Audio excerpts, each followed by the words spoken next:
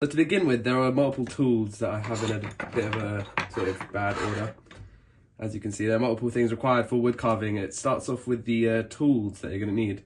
So over here we've got a plethora of just sort of mini chisels and chisels.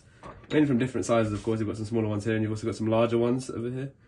You know, there's also different heads. You've got these sort of curved shape heads. I don't know if you can see that.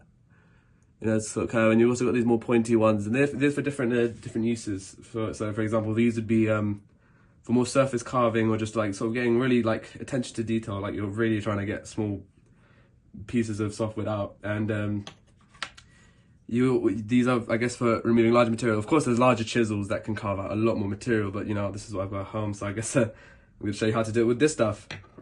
Other tools that you may need, which you probably will need, sorry. Different grits of sandpaper. So over here I've got, I think, 60 grit, and this is 120 grit. This is just to make sure that after your carving, you get a nice smooth finish. And it's also recommended to have a clamp. You do need a clamp when carving your work, because you want it to be still, right? So you don't have to hold on to it. But you know, don't know where my clamp is. I think I misplaced it somewhere. So you know, don't follow my lead. Have a clamp.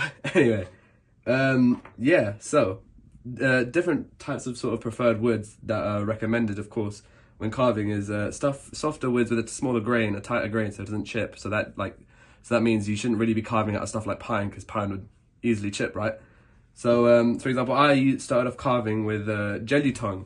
The reason I started off with jelly tongue is that there's actually no grain, so it's pretty easy for you to just sort of get a feel of the wood and just understand how to carve.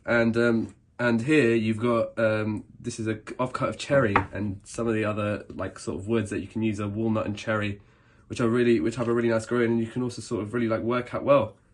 So when carving originally, okay, I'm just going to show you briefly just like an idea. You're going to want to push down, okay, you're going to want to apply some firm pressure and just get rid of material. You should have a clamp, you really should.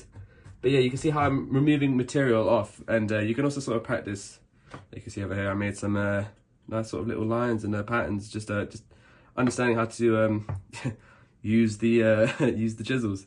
Now in retrospect to the grain, you're gonna want to when carving, you're gonna want to follow the grain. So you see how the grain is sort of going this vertical like angle. It's going parallel to, I guess, this cut, whatever. You're gonna need to sort of follow that. And when you're carving, it's a lot easier to go with the grain than it is to go against the grain. So this would be going horizontally.